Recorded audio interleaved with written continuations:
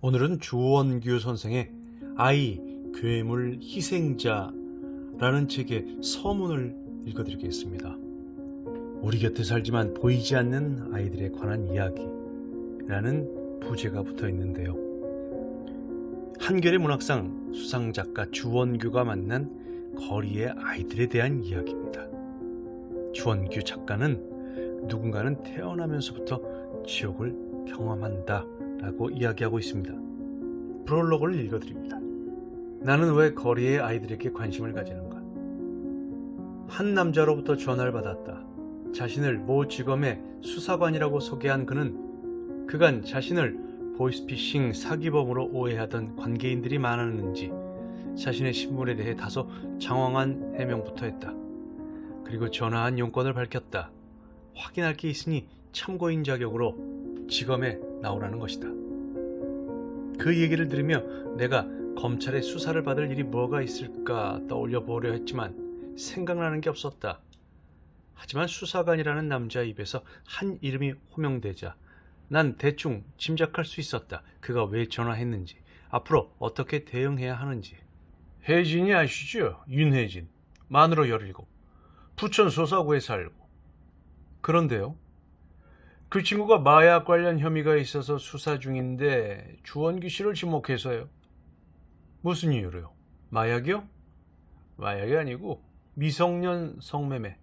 주원규 씨가 자기를 성폭행했다네요. 혜진이는 청소년 쉼터에서 만난 아이였다.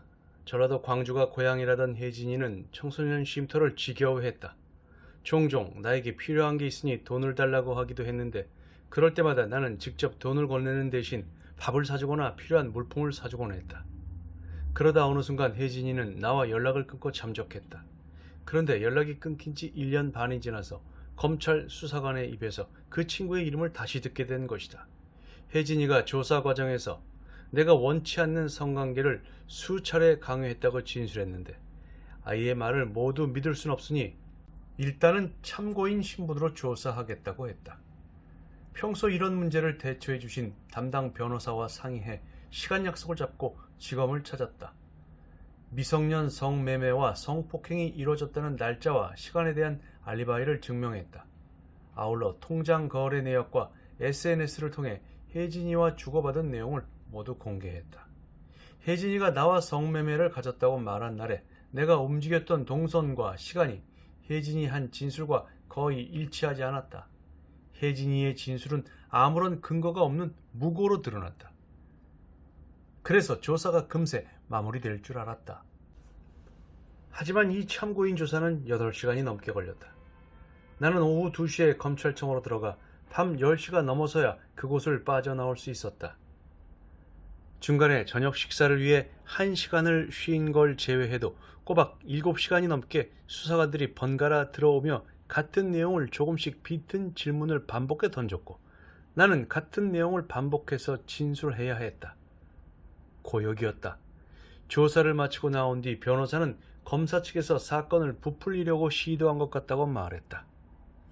마약 거래와 성매매 알선 혐의로 잡혀온 혜진을 압박해 과잉 진술을 하도록 한 것이 아닌지 의심된다면서 말이다. 물론 알 수 없는 일이다.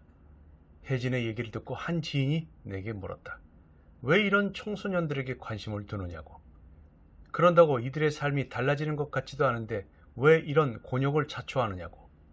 청소년 계도를 목적으로 하는 기관에서 일하는 것도 아니고 그렇다고 내가 어떤 특별한 사명감을 가지고 이들을 만나는 것 같지도 않다면서. 그는 진심으로 묻고 있었다. 당신이 그러는 목적이 뭐냐고.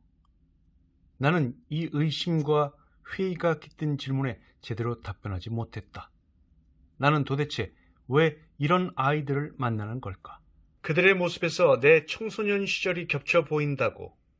사회의 주류에서 밀려난 열애 인간들의 삶을 묘사하고 싶어하는 내 소설가로서의 본능이 이들에게 관심을 가지는 동기일지도 모르겠다고 했다. 이들에게 희망을 주고 싶다고도 했다. 그는 더는 묻지 않았지만 표정은 내 답변이 여전히 만족스럽지 못하다고 말하고 있었다. 나는 이 질문에 좀 더 그럴듯하게 답변해야 할 필요를 느낀다. 나는 왜 이들에게 관심을 가지는가?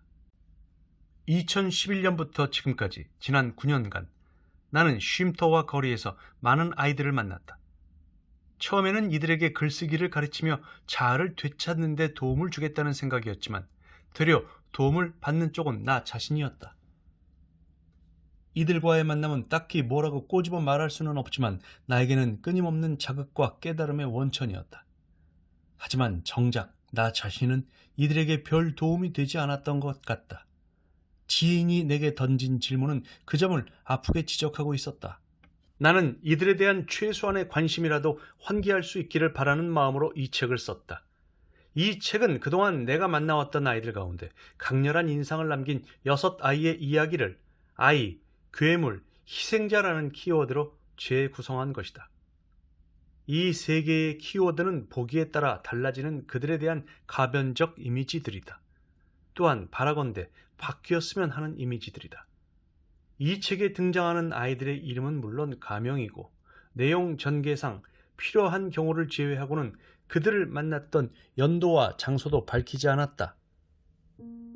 혹시 있을 수 있는 신변 노출을 피하기 위해서이기도 하지만 이 아이들의 이야기가 특수한 몇몇 아이들의 이야기가 아니라 우리의 짐작보다 훨씬 많은 수의 아이들에 관한 보편적 이야기로 읽히길 바라기 때문이다.